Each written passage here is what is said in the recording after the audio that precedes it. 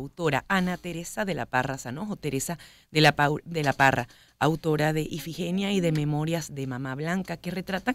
quizás la caraqueñidad de un momento de la Venezuela gomecista. Para hablar de esta autora y cómo retrató a Venezuela, saludamos a Maribel Toro, profesora de la Universidad Católica Andrés Bello, y también está en la Escuela de Letras. Bienvenida, Maribel, ¿cómo está? Bienvenida, un gusto conversar con usted, profesora Toro. ¿Cómo está? Muy buenos días, ¿me escuchan bien?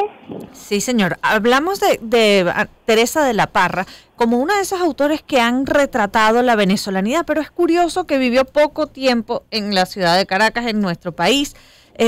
porque pasó gran parte de su vida en Europa. ¿De qué manera se ve retratada la Venezuela gomecista en las obras de Teresa de la Parra? La Venezuela gomecista, bueno, realmente la literatura o la temática que trata Teresa de la Parra, bueno, ya, te voy a hacer una especie de paréntesis comentador en relación con ella para que más o menos podamos entender y darte una respuesta adecuada a la pregunta. La obra de Teresa de la Parra está dividida en varias aristas, que pasa por la novela, por la escritura de sus cuentos, especialmente el tema de los diarios y el tema de las conferencias y el tema de las cartas o epístolas. En el tema fundamental de ella en cuanto a la relación con lo que es la parte de lo criollo, lo parte de lo nacional, lo parte de lo que ella trata de definir un poco nuestro ambiente de la venezolanidad, como bien ustedes lo han dicho, o la caraqueñidad, está en las Memorias de Mamá Blanca. Específicamente ella señala y define esa obra o esa novela específicamente como una de las que tiene los elementos que más criollos o que resaltan de alguna manera la sociedad venezolana. En el caso de Ifigenia lo más bien lo que muestra es una relación en cuanto a la forma como el convencionalismo social está impuesto en una sociedad, especialmente a ella que se le impone la necesidad de un matrimonio como consecuencia de la muerte de sus padres, tiene que venir aquí a la ciudad de Caracas y a vivir con la familia por parte de su madre. Allí le imponen pues el esposo, le imponen el convencionalismo social del matrimonio y de establecer una serie de normas o de preceptos que estaban imperantes durante ese tiempo. Más que una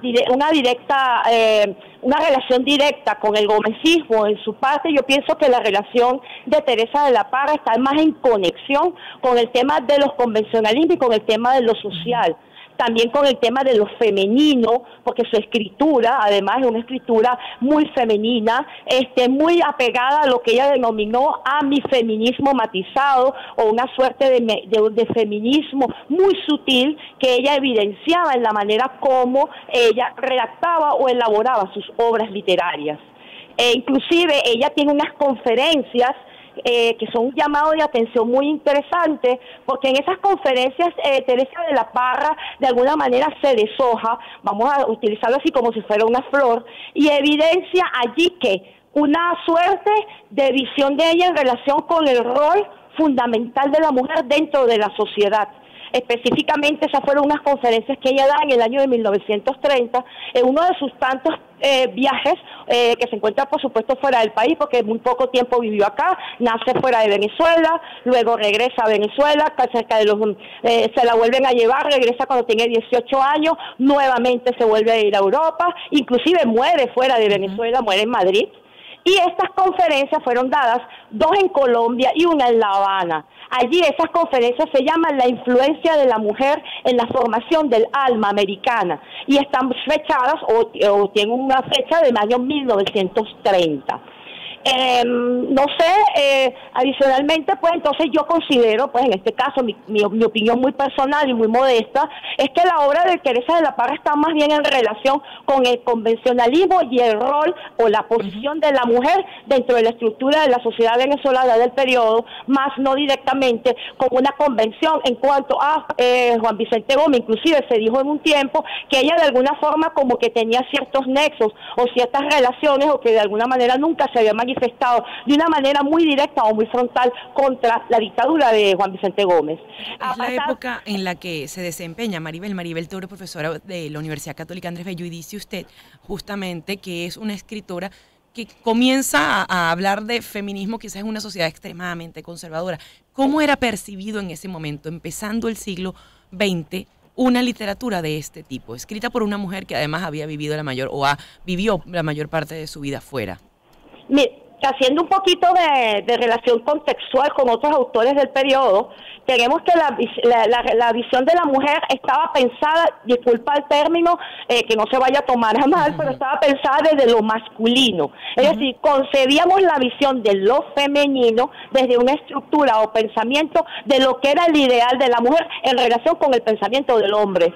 La mujer en el hogar, la mujer que cría, la mujer que ordena la casa, la mujer que me recibe y me atiende cuando llego, la mujer pues que de alguna manera satisface todas las necesidades del hogar, de la familia y de la relación de pareja como tal. Ese era el rol que se veía a la mujer venezolana en ese periodo. Cuando esta Teresa de la Parra, pues obviamente, específicamente en su obra Ifigenia, que creo que es la que es un poco un retrato más evidente de ese elemento como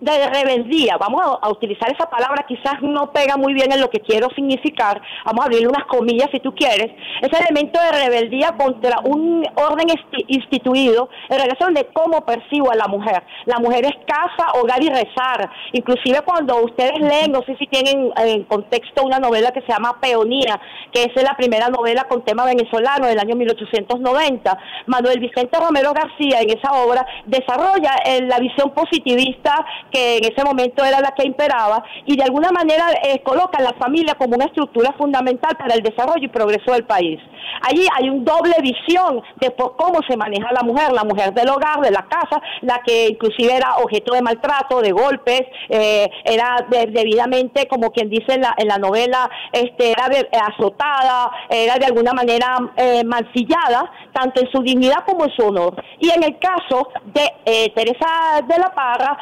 vemos en su caso que ella enaltece la visión de la mujer, pero es un sueño al final fallido, porque ¿qué pasa con Ifigenia? Al final termina cayendo dentro de la estructura convencional de la sociedad, se deja llevar por el río de la convención que está allí expuesta y de alguna manera termina pues aceptando las normas rigurosas y el convencionalismo que le es impuesto por la familia de tener el esposo perfecto, la familia perfecta basada en la visión masculina que se tenía de cómo debe ser la mujer. Inclusive hay mucha de la literatura que tú revisas la manera como se desarrolla el rol de la mujer, la feminidad, el tono de voz pues suave, tenue para hablarle al esposo o en este caso a la pareja o el futuro esposo que está allí,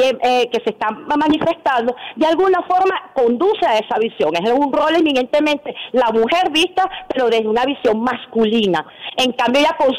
está tratando de construir un personaje de la mujer desde nuestra visión, desde el punto de vista de lo femenino, de todas nuestras necesidades y de todas nuestras carencias. Profesora Toro, y ahí quizás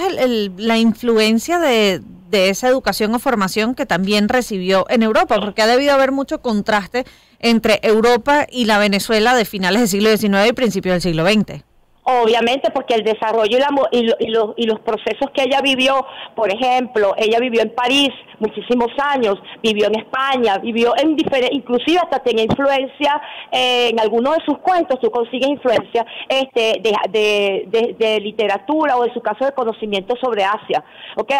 hay un cuento muy interesante que es sobre Japón, que ella realiza allí, y inclusive, fíjate, los periplos de vida de ella están consagrados en Madrid, España,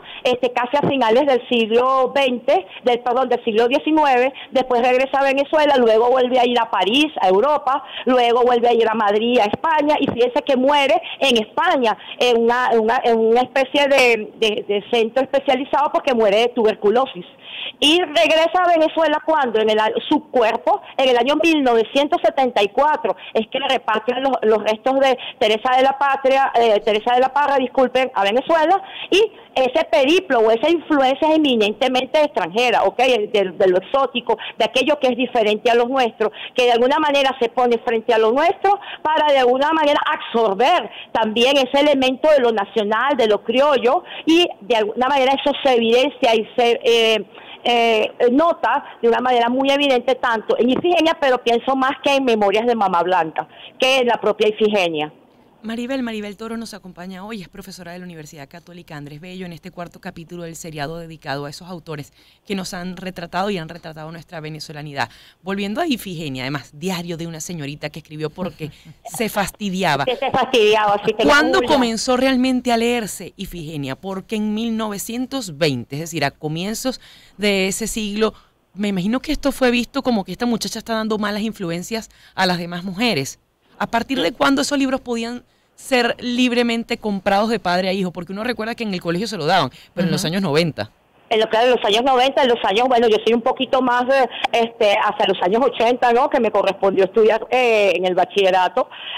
y yo leí en el liceo, pero no con la misma complacencia, ni el mismo placer que la leí cuando estudié letras, porque lo sentía como una cuestión obligada. Sí, qué fastidio, esta mujer no tenía más nada que hacer. Estaba aburrida. Escribir. Sí, o sea, yo tenía la misma bulia que tenía ella cuando estaba escribiendo el diario, ¿no? Pero hoy día, bueno, te comento que en el año, esa es una novela de 1924, que te voy a dar otro detalle allí, que es cuando realmente Teresa de la Parra se comienza a llamar Teresa de la Parra brevemente, porque ella tenía, por supuesto, su nombre no era Teresa de la Parra, sino era Ana Teresa Parra Sanojo. Y es en el año 1924, con la novela específicamente Ifigenia, que ella comienza a utilizar el seudónimo, por decirlo, el nombre corto de Teresa de la Parra. Realmente mucho de esa novela sí fue en alguna forma como objeto común, no sé si utilizar la palabra vetada, o sea, no sé si pega a lo que quiero decir acá, pues,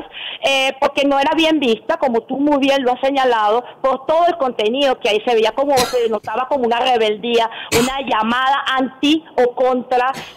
las normas o los estamentos o las estructuras establecidas. Pienso que realmente ella empieza a fluir su literatura, a pesar de que fue un tremendo éxito que ni ella misma imaginó que Ifigenia podría tener el éxito, sobre todo en Europa, con la lectura de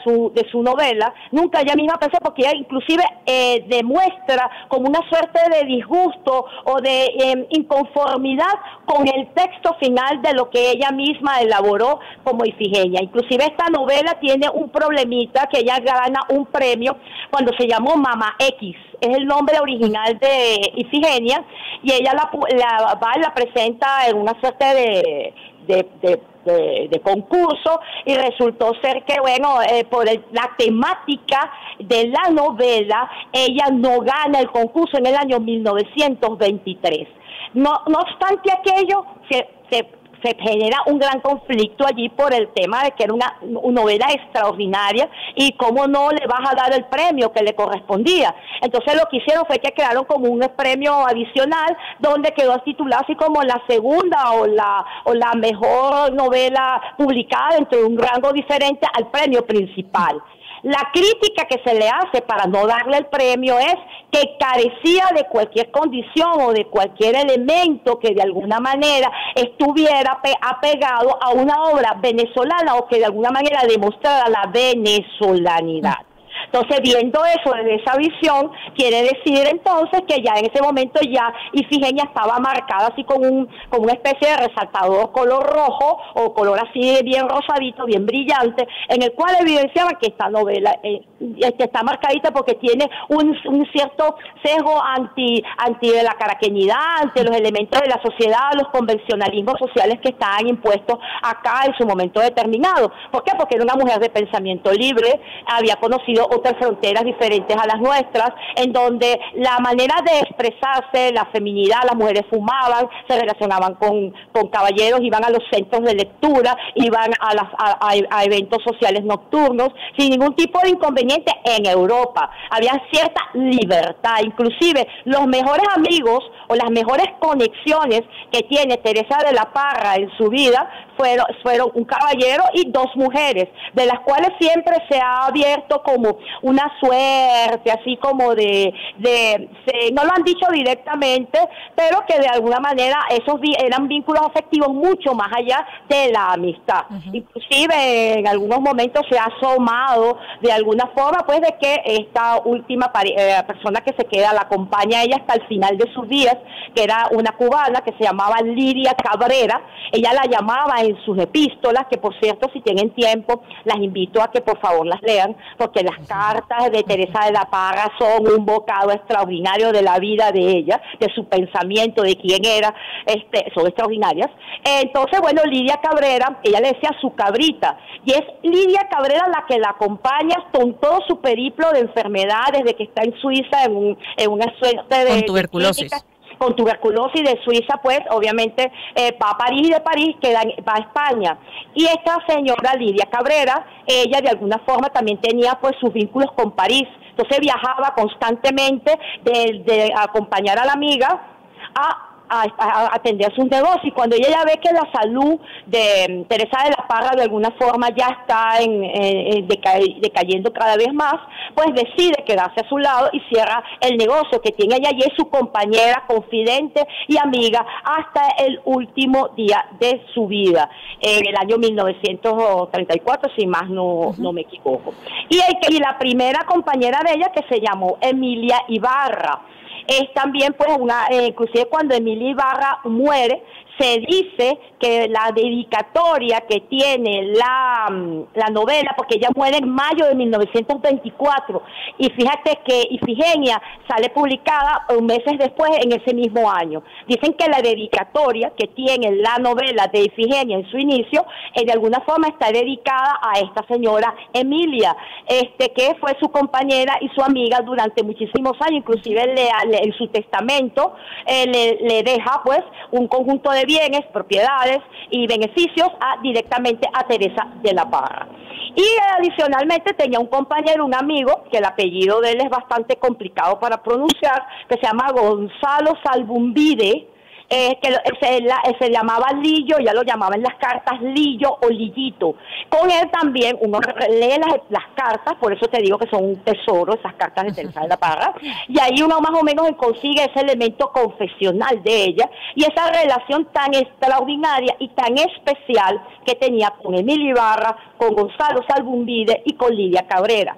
Si tú ves esa visión de mundo o esa visión de pensamiento y de mente amplia y libre que tenía Teresa de la Parra, es de darte cuenta que la novela de ella tuvo algunos traspiés en esa Venezuela, vamos a decir la palabra, atrasada en cuanto a visión de mundo, en cuanto a desarrollo, en cuanto a la visión de la mujer, porque de verdad que estábamos bastante mal estacionados en ese sentido. Y bueno, y poco a poco hemos ido, como quien dice, aparcando mejor ese vehículo donde viene incluido todo ese acervo de lo femenino, porque precisamente nuestra patria o Venezuela está construida, si bien es cierto, sobre nuestros héroes patrios y también sobre la visión del peso que tenemos las mujeres. Entonces eso parece que como que quedó un poco a un lado y nos devolvieron, como quien dice, al quehacer del hogar, que lo hacemos muy bien, está por demás decirlo, ¿no? Y es todo un honor hacerlo, porque en nuestras manos está que esa casa, esos hijos y esa familia fluya de manera adecuada y funcione perfectamente bien.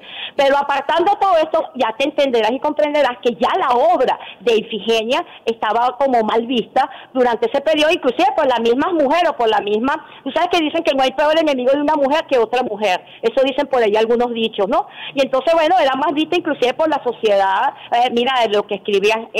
ataca de alguna manera lo que es los lineamientos de vida que hoy tenemos nosotras las mujeres en esta época. Yo creo que si por lectura debe ser de los 60 hacia acá, de los 50 hacia acá, que realmente se toma, pues, de alguna forma, a pesar de que la mujer de los años 50 también estaba sumida dentro de la visión del convencionalismo, seguíamos con esa estructura convencional, pero ya la mujer venezolana era partícipe y constructora de la literatura venezolana. Teresa de la Parra es un constructo necesario en nuestra literatura. Está ahí expuesta porque resulta ser que es uno de los filones, estructura fundamental de la literatura venezolana, especialmente en este periodo tan interesante que es finales del finisecular, finales del siglo XIX y comienzos, en las primeras décadas del siglo XX. Y justamente, profesora Toro, no fue sino hasta que se cumplen 100 años de su nacimiento, en 1989, que sus restos son trasladados al Panteón Nacional para rendirle honor a esta figura, a esta mujer que es tan importante en la construcción de las letras y en la visión de la mujer en nuestro país. Y ha sido nuestro cuarto capítulo de este seriado dedicado a esos autores que han retratado a Venezuela, hoy dedicado a Teresa de la Parra. Maribel Toro, muchísimas gracias por haber conversado con nosotros. Ella es profesora de la Universidad Católica Andrés Bello en la Escuela de Letras. Hasta luego, feliz día. Igual para usted, 10:46 de la mañana, a esta hora hacemos. Una oportunidad.